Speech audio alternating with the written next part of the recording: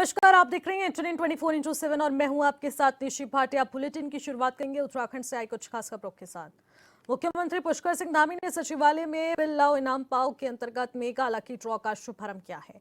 राज्य सरकार द्वारा ये एक नई पहल की गई थी। अब राज्य कर विभाग उत्तराखंड द्वारा आयोजित इस कार्यक्रम में कुल 1888 लकी ड्रॉ विजेता चुने गए। नैनीताल की सोनिया और टिहरी के जसपाल रावत ने प्रथम विजेता के रूप में एक इलेक्ट्रॉनिक कार जीती है। मुख्यमंत्री ने दोनों विजेताओं से फोन पर बात कर उन्हें शुभकामनाएं भी दी। मुख्यमंत्री ने कहा कि बिल लाओ इनाम पाओ योजना राज्य में जारी रहेगी। मुख्यमंत्री पुष्कर सिंह धामी ने कहा कि इस नवाचार ने राज्य के राजस्व संग्रहण को लेकर एक नई चेतना और ऊर्जा दी है।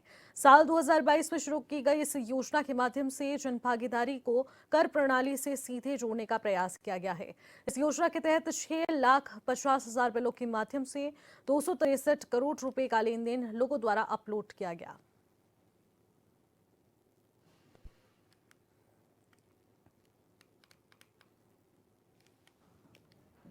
देहरादून में लौह पुरुष सरदार वल्लभ भाई पटेल की 150वीं जयंती के अवसर पर एकता पथ यात्रा का आयोजन किया गया। वहीं कार्यक्रम में प्रदेश के मुखिया पुष्कर सिंह धामी ने सबसे पहले सरदार वल्लभ भाई पटेल की प्रतिमा पर पुष्प अर्पित कर उन्हें विनम्र श्रद्धांजलि अर्पित की। कार्यक्रम में मौजूद सभी लोगों को सीएम धामी ने स्वदेशी अपनाने की शपथ भी दिलाई।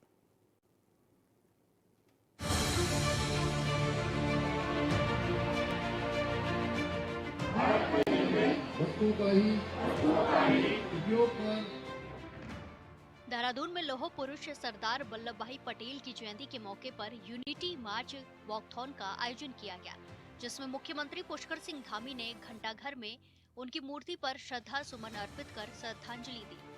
साथ ही एकता पद यात्रा का शुभारंभ कर उसमें प्रतिभाग भी किया। इस दौरान सीएम धामी ने युवाओं को स्वदेशी अपनाने और नशा मुक्त उत्तराखंड की शपथ भी दिलाई। इस दौरान बड़ी संख्या में लोग शामिल हुए। लौह पुरुष सरदार वल्लभ भाई पटेल जी को अपनी विनम्र श्रद्धांजलि अर्पित करता हूँ। मेरे लिए बहुत सौभाग्य की बात है कि आप सभी के साथ एक बहुत उत्साह के माहौल में आप सभी के साथ इस कार्यक्रम में सम्मिलित होने का शुभ अवसर प्राप्त हो रहा है। युवा साथी श्रद्धेय सरदार पटेल जी ने अपने जीवन के प्रत्येक क्षण को राष्ट्र को समर्पित किया, देश की एकता अखंडता को समर्पित किया। उनका संपूर्ण जीवन हम सबको राष्ट्र सेवा की प्रेरणा देता है, हम सबको स्मरण कराता है कि उन्होंने कठिन परिस्थितियों के बाद चुनौतियों को स्वीकार करते हुए उन चुनौतियों का सामना किया। इसलिए आज हम सब उनकी जन्म जयंती के अवसर पर वॉकथॉन का एक कार्यक्रम मनाकर उनको अपनी श्रद्धांजलि अर्पित कर रहे हैं। मुख्यमंत्री ने कहा कि सरदार वल्लभ भाई पटेल जी भारत की एकता, अखंडता और संकल्प के प्रतीक हैं। स्वतंत्रता संग्राम के उनके अद्वितीय योगदान और अनेकों रियासतों का भारत में विलय कराने में उनकी निर्णायक भूमिका ने उन्हें लौह पुरुष के रूप में अमर किया। सरदार वल्लभ भाई पटेल ने अपना संपूर्ण जीवन राष्ट्र की एकता के लिए समर्पित किया। उनका संपूर्ण जीवन हम सबको राष्ट्र सेवा की प्रेरणा देता है। दूरदर्शिता और अटूट समर्पण के माध्यम से अखंड भारत का जो सपना साकार किया, आधुनिक भारत के निर्माता सरदार पटेल ने राष्ट्र की एकता और अखंडता को अक्षुण्ण रखने के लिए महत्वपूर्ण भूमिका न केवल स्वतंत्रता के बाद उससे पूर्व भी निभाई। उन्होंने आजादी के बाद अपनी कूटनीति से, अपनी दूरदर्शिता से 560 से भी अधिक रियासतों को भारत के साथ जोड़ने में, उनको एक सूत्र में पिरोकर राष्ट्र को मजबूत बनाने में, सशक्त बनाने में बहुत महत्वपूर्ण भूमिका अदा की। अपनी इसी अद्वितीय इच्छा शक्ति, संकल्प शक्ति और दूरदर्शिता से आधुनिक भारत का निर्माण करने वाले सरदार पटेल जी द्वारा देश को एक सूत्र में पिरोने को जो महान योगदान दिया गया। मुख्यमंत्री ने कहा कि सरदार वल्लभ भाई पटेल जी ने अपनी दूरदर्शिता से 500 से अधिक रियासतों को भारत के साथ जोड़ने और राष्ट्र को सशक्त बनाने में अपनी महत्वपूर्ण भूमिका निभाई। पीएम मोदी के नेतृत्व में आज पूरी दुनिया में हमारे देश की एक सशक्त वैश्विक शक्ति के रूप में पहचान बनी है। इसमें सरदार वल्लभ भाई पटेल जी का भी बड़ा योगदान रहा है। सीएम धामी ने कहा कि पूर्व की सरकारों ने सरदार वल्लभ भाई पटेल जी को वो सम्मान नहीं दिया जो उन्हें दिया जाना चाहिए था। लेकिन प्रधानमंत्री ने उनके प्रति सच्ची और विनम्र श्रद्धांजलि अर्पित करते हुए उनकी जयंती को राष्ट्रीय एकता दिवस के रूप में मनाने का निर्णय लिया। वो सम्मान पूर्व की सरकारों ने नहीं दिया जो सरदार पटेल को दिया जाना चाहिए था। आदरणीय मोदी जी ने उनके प्रति सच्ची और विनम्र श्रद्धांजलि अर्पित करते हुए उनकी जयंती को राष्ट्रीय एकता दिवस के रूप में मनाने का निर्णय लिया। इस व्याख्यान का आयोजन भी इसी उद्देश्य से किया गया है कि प्रत्येक नागरिक एक भारत श्रेष्ठ भारत की भावना को जागृत उसके अंदर हो। साथ ही यूनिटी और इंटीग्रिटी की भावना केवल एक विचार नहीं है बल्कि एक प्रत्येक भारतीय का एक परम कर्तव्य है। आज का यह आयोजन एक भारत श्रेष्ठ भारत की दिशा में महत्वपूर्ण कदम है जो युवाओं को सशक्त बनाने और समाज में एकता को बढ़ावा देने का माध्यम बनेगा। आइए हम सब इस व्याख्यान में भाग लेकर ये संकल्प लें कि सरदार पटेल के आदर्शों को अपने जीवन में अपनाएंगे। सीएम धामी ने कहा कि ये वॉकथॉन केवल एक दौड़ नहीं बल्कि भारत की विविधता में एकता की भावना को सशक्त करने का माध्यम है। इससे युवाओं में राष्ट्र निर्माण, अनुशासन और सेवा की भावना प्रबल होगी। उन्होंने युवाओं से आह्वान किया है कि वो सरदार पटेल के आदर्शों को आत्मसात करते हुए एक भारत श्रेष्ठ भारत की परिकल्पना को साकार करने में सक्रिय भूमिका निभाएं। Bureau report HNN 24/7।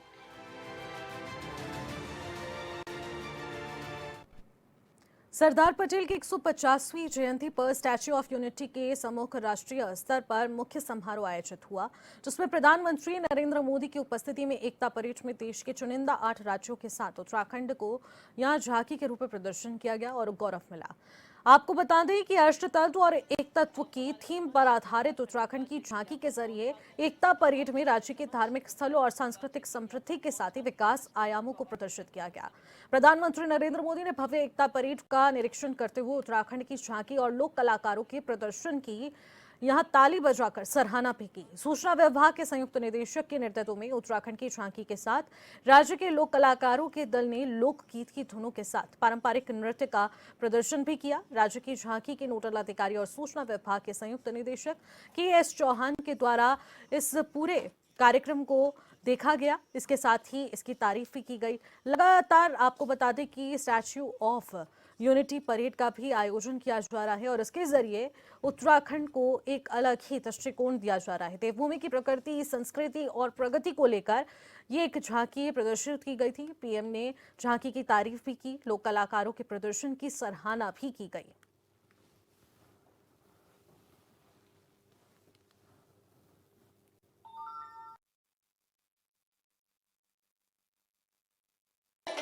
अब हमारे समक्ष उत्तराखंड राज्य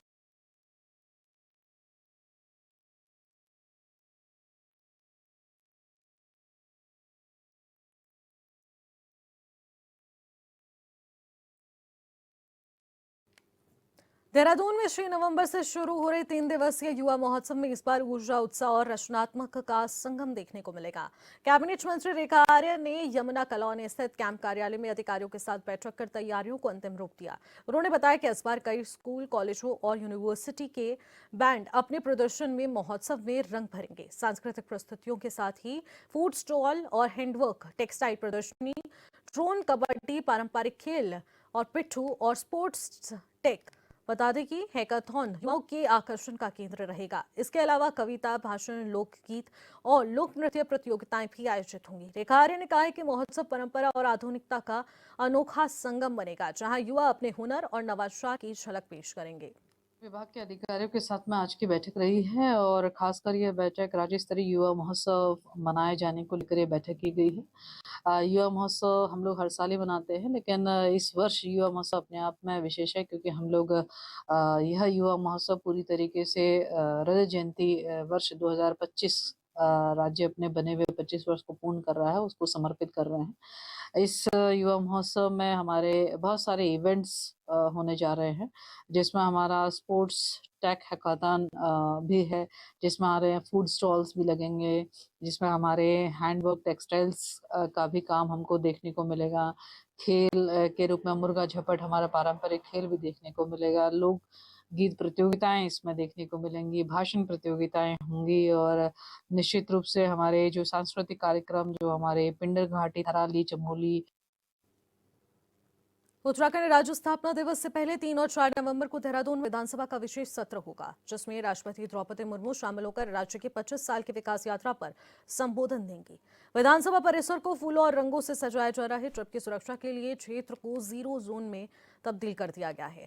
ट्रैफिक डायवर्जन और व्यवस्थाओं की लगातार समीक्षा की जा रही है। वहीं मुख्य सचिव अधिकारी तैयारियों का जायजा ले रहे हैं, ताकि ये सत्र राज्य के 25 वर्षों की उपलब्धियों का ऐतिहासिक साक्षी बन सके।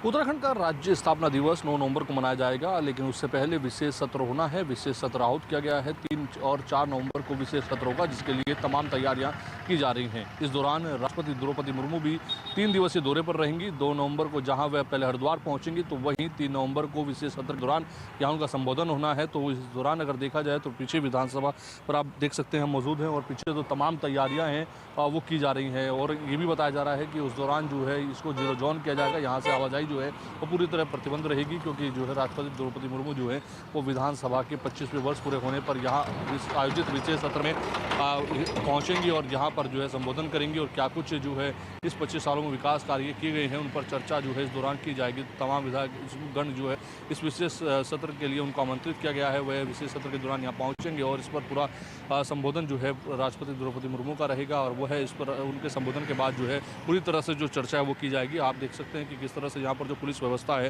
वो चाक चौबंद है। समय समय पर अधिकारी पहुंचकर जो है तमाम निरीक्षण कर रहे हैं। साज सज्जा के लिए जो तैयारियां हैं वो की जा रही है। पेंट रंग पुताई का काम जो है वो भी किया जा रहा है। यहाँ पर तमाम तरह से जो है तैयारियां की जा रही है, ताकि जो विशेष सत्र है उस दौरान जो है, और स्थापना दिवस चूँकि है 25 साल पूरे कर रहा है उत्तराखंड, उसके मद्देनज़र कहीं ना कहीं तमाम जो व्यवस्थाएँ हैं उनको चाक चौबंद करने के लिए जो है अधिकारियों को निर्देशित किया गया है। 0 जोन रहेगा इस इलाके में, तो पुलिस अधिकारी उसके भी रोड मैप तैयार कर रहे हैं। इसके अलावा जो ट्रैफिक व्यवस्था है उसको भी डाइवर्ट करने के लिए जो पूरी प्लानिंग है वो पुलिस के अधिकारियों द्वारा की जा रही है।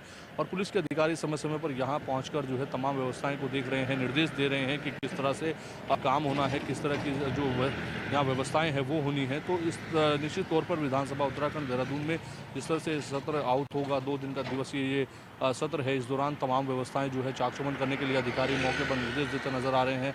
इसके चलते अगर देखा जाए तो मुख्य सचिव ने भी हाल ही में बैठक ली थी। इसके साथ साथ जो विधानसभा अध्यक्ष है उन्होंने भी जो है इसको लेकर के दिशा निर्देश दिए थे। तो यानी कि देखा जाए तो तमाम जो निर्देश हैं वो समय समय पर आला अधिकारी जो है देते हुए नज़र आ रहे हैं। और क्योंकि ये बहुत महत्वपूर्ण है, विशेष सत्र होगा और ऐसे में तमाम तैयारियां बेहद ज़रूरी हैं। उसके लिए जो साज सज्जा है और इसके साथ साथ जो फूल से भी जो है इसको सजाया जाएगा, तो तमाम जो तैयारियाँ होनी हैं उसके लिए निर्देश अधिकारियों द्वारा दिए जा रहे हैं। और नीचे अगर देखा जाए तो वो जो निर्देश निचले अधिकारियों को मिल रहे हैं और वो इन पर काम करते हुए भी नजर आ रहे हैं। कैमरा पर्सन हर्ष भट्ट के साथ में योगेश आर्य, HN24/7 देहरादून। खबरों में आगे बढ़ेंगे। एकता दिवस के अवसर पर कांग्रेस प्रदेश अध्यक्ष करण माहरा ने पूर्व प्रधानमंत्री इंदिरा गांधी और लौह पुरुष सरदार वल्लभ भाई पटेल को श्रद्धांजलि अर्पित की। माहरा ने कहा है कि इंदिरा गांधी का जीवन राष्ट्र सेवा और त्याग का उदाहरण है। उन्होंने राष्ट्रहित में कई ऐतिहासिक फैसले लिए, बैंकों का राष्ट्रीयकरण किया गया और बांग्लादेश का गठन और सेना के नेतृत्व में ऐतिहासिक विजय उनके दूरदर्शी नेतृत्व की मिसाल रही है। अब माहरा ने कहा कि सरदार पटेल ने 565 रियासतों को एक सूत्र में जोड़कर अखंड भारत की नींव रखी। अब दोनों नेताओं के विचार और कार्य आज भी देश को एकता और समर्पण के लिए प्रेरित करते हैं।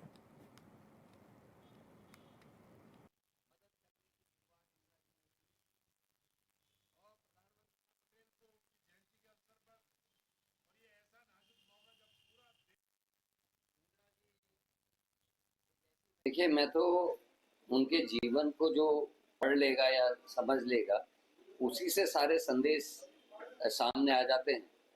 इंदिरा जी ने बहुत सारे ऐसे काम किए जो राष्ट्रहित में थे और जिनको हमेशा याद रखा जाएगा। जिसका पिता 10 साल की जेल गया हो और माँ तपेदिक की बीमारी से ग्रसित हो, और ऐसे महामानव के साथ रह के उन्होंने अपना अध्ययन किया। रविन्द्रनाथ टैगोर जी ने उनको अपने पास रखकर उनकी शिक्षा दीक्षा की व्यवस्था देखी, और 13 साल की उम्र में उस नन्ही सी लड़की ने वानर सेना का गठन किया, जो स्वतंत्रता संग्राम सेनानियों के लिए सूचनाएं पहुंचाने का, आदान प्रदान का काम करती थी। और प्रधानमंत्री बनने के बाद अनेकों ऐसे फैसले जो राष्ट्रहित में थे, चाहे वो बैंकों का राष्ट्रीयकरण करना हो, चाहे फील्ड मार्शल मनिक शॉ के नेतृत्व में पाकिस्तान के 2 टुकड़े करके बांग्लादेश का गठन हो, 90,000 से ज़्यादा पाकिस्तानी सैनिकों का सरेंडर, दुनिया का सबसे बड़ा सैन्य सरेंडर है, वो उनके। फिलहाल बुलेटिन में वक्त हो चुका है एक छोटे से ब्रेक का। ब्रेक के बाद जो लौटेंगे आप बने रहिएगा।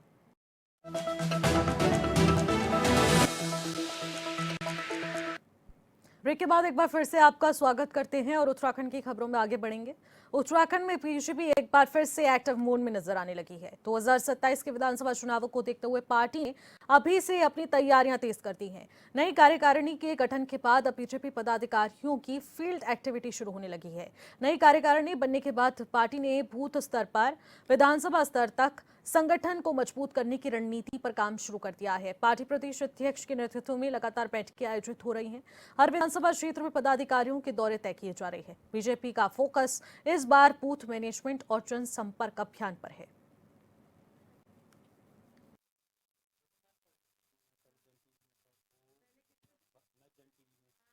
चुनाव की बात है तो 2027 का चुनाव हमारे लिए बड़ा प्रमुख है। प्रदेश का चुनाव है तो पार्टी जितने भी कार्यक्रम करती है, चाहे वो कोई भी कार्यक्रम हो, वो कहीं ना कहीं चुनाव से जुड़ा होता ही है। क्योंकि आप जब कार्यक्रम करते हैं तो आप जनता के बीच जाते हैं, लोगों से जुड़ते हैं, संवाद करते हैं, संपर्क करते हैं। तो जब उनसे संवाद और संपर्क करेंगे तो उनको कैसे हम पार्टी में लगातार उन्हें जोड़े रखें, उनको अपने साथ बनाए रखें, ये पार्टी का उद्देश्य रहता है। तो वो तो है ही, लेकिन चुनाव के स्थिति में और संगठन के स्थिति में हमारे हर मंडल में बैठकें होने जा रही हैं। और वो बैठकों की शुरुआत हमारे अध्यक्ष जी महेंद्र भट्ट जी द्वारा की जा रही है और काशीपुर से ये शुरुआत होगी। तो पहली बार वो वहीं से शुरू करेंगे। हमारे जो नए मंडल गठित हैं उन मंडलों की, मंडल में होने वाले जो हमारे बूथ हैं, और बूथ में हमारी बूथ समितियां हैं। 11 सदस्यों की हमारी बूथ समिति होती है, अध्यक्ष प्लस 10 लोग, और ऐसी बूथ समितियों की बैठक हर मंडल में हमारी होगी। खबरों में आगे बढ़ेंगे। रुड़की के भगवानपुर स्थित माउंटेनियर्स एकेडमी में पढ़ने वाले बच्चों ने राष्ट्रीय समूह गान प्रतियोगिता में हिस्सा लिया। इस प्रतियोगिता में अन्य स्कूलों की सहभागिता रही। आपको ये भी बता दें कि माउंटेनियर्स एकेडमी गरीब परिवारों के बच्चों को ही उत्तराखंड शिक्षा बोर्ड के तहत उच्च स्तरीय शिक्षा प्रदान करती है। एकेडमी पूरी तरह इंग्लिश मीडियम से एकेडमी है और गरीब परिवार के बच्चों को शिक्षा देना उसकी प्राथमिकता है। इस स्कूल का संचालन उत्तराखंड के प्रसिद्ध शिक्षाविद और साहित्यकार डॉक्टर अरुण प्रकाश ढोंडियाल करते हैं।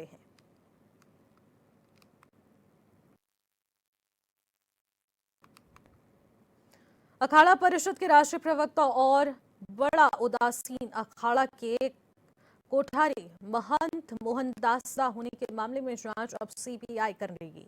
आपको बता दें कि 16 सितंबर 2017 कोठारी को लेकर सुखदेव मुनि की याचिका पर हाईकोर्ट ने यह निर्देश जारी किया। जांच के आदेश के बाद बड़ा उदासीन अखाड़े के संतों ने उत्साह यहां पर जताया था। अब उन्हें उम्मीद है कि मोहनदास की गुमशुदगी का मामला खुल जाएगा। दरअसल 16 सितंबर 2017 को महंत अपनी साथी के साथ हरिद्वार से प्रयागराज के लिए में बैठे थे। बताया जा रहा है कि ट्रेन से अपने सहयोगी को खाना लेने के लिए भेजा गया और उसके बाद वो लापता हो गए। राज्य सरकार की ओर से पहले इसे एसआईटी फिर सीबीआई को जांच के लिए सौंप दिया गया, लेकिन कोई नतीजा नहीं निकला। अब अखाड़े के संतों का कहना है कि देश की सर्वश्रेष्ठ जांच एजेंसी को इस मामले में जांच सौंप दी गई है, जिससे वो पूरी तरह से आश्वस्त और मामले पर जल्द खुलासा हो।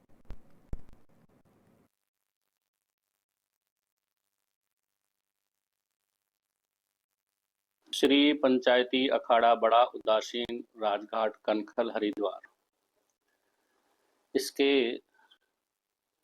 पूर्व में हमारे कोठारी रहे मोहनदास जी, जो लगभग 8 साल से लापता हैं, उनकी पहले एसआईटी जांच हुई, उसके बाद में सीबीसीआईडी जांच हुई और जांच में पूर्ण रूप से वो सफल नहीं हुए, किसी विशेष तथ्य तक नहीं पहुंच पाए। या तो उनके मृत्यु की सूचना हो या फिर कोई उनके जीवन की सूचना हो, जीवित हैं तो कहां। ऋषिकेश में युवक की हत्या के बाद छठे दिन भी अंग्रेजी शराब के ठेके के बाहर प्रदर्शन जारी रहा और इस दौरान ठेके के चारों ओर पुलिस बल तैनात रहा। क्षेत्र का माहौल तनाव देखने को मिला। वहीं तमाम समर्थक प्रशासन और राजनीतिक संगठनों पर तंज कसते हुए नजर आए। साथ ही आबकारी विभाग मुर्दाबाद के नारे भी लगाए गए।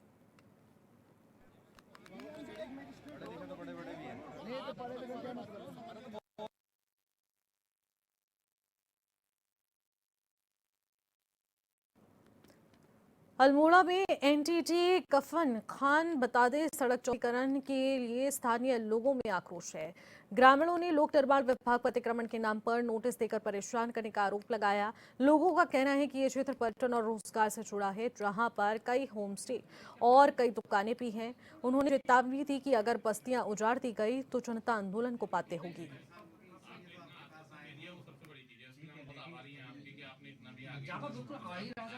जी सर, हम यहाँ आए थे एक्शन साहब से मुलाकात करने की। जो हमारा रोड का चौड़ीकरण हो रहा है तो एनटीडी से कबड़खान तक, पहले नंदा देवी मंदिर माला से था, फिर अब उन्होंने देखा अभी नया कि एनटीडी से कबड़खान धौलछीना कर दिया गया है।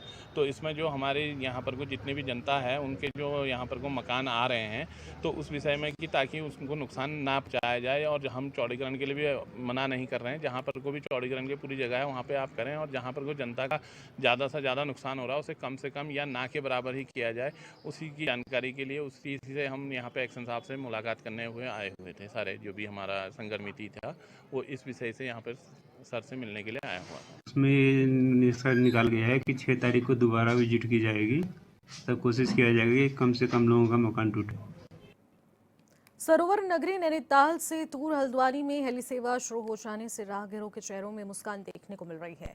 बता दें कि उत्तराखंड राज्य गठन के बाद पहली बार फरवरी 2024 में मुख्यमंत्री पुष्कर सिंह धामी द्वारा वर्चुअल माध्यम से शुभारंभ किया गया। कुमाऊं हेली सेवा आज पर्वतीय जनजीवन में नई ऊर्जा का संचार कर रही है। हल्द्वानी से चंपावत, पिथौरागढ़, मुनस्यारी, बागेश्वर और अल्मोड़ा तक शुरू हुई इस सेवा ने न केवल यात्रियों की घंटों की सड़क यात्रा को मिनटों में तब्दील कर दिया, बल्कि कनेक्टिविटी के नए आयाम भी स्थापित किए।